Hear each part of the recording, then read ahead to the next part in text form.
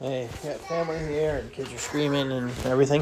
But, so I actually, VTHO was a longer term hold, but I already still have my long term bag that I made a 28x on. And I still have my big long term investment from the original entry. I got in again the other day. So even though I was considering this like a mid-term hold maybe, I just closed it because I'm up at this point. I don't know how much more will correct. I'm up 13%. So I closed that out.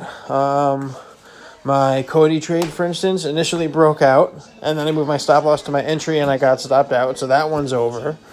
There were a couple others. I'm so busy right now dealing with the kids. Oh yeah, I just closed RSR, so that one was still open.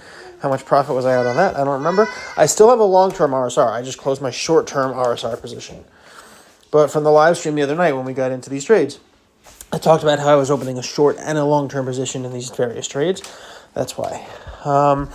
MPXS, I got into yesterday for a fresh long-term entry.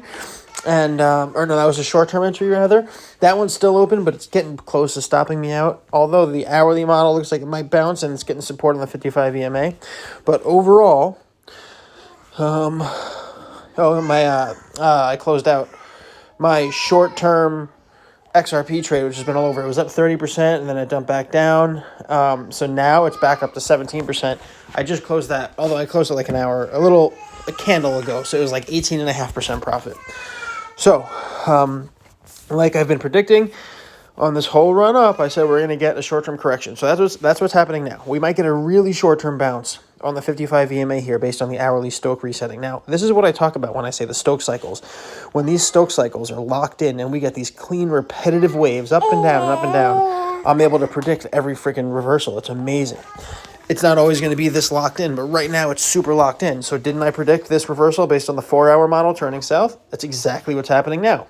We have the bottom of the cloud, but we're probably going to break through. It might hold. If it holds at the bottom of the cloud, we are going to skyrocket back to the top of the cloud.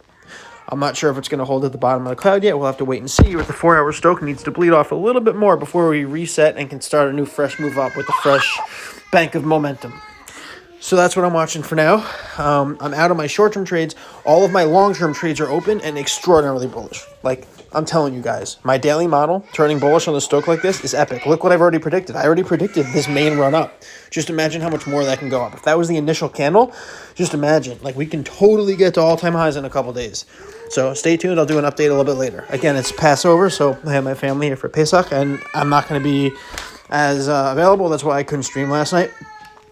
But I'll be around if you need me. Just tag me, especially if you're in premium, and I'll try to be on as much as possible today. All right, talk to you guys in a bit.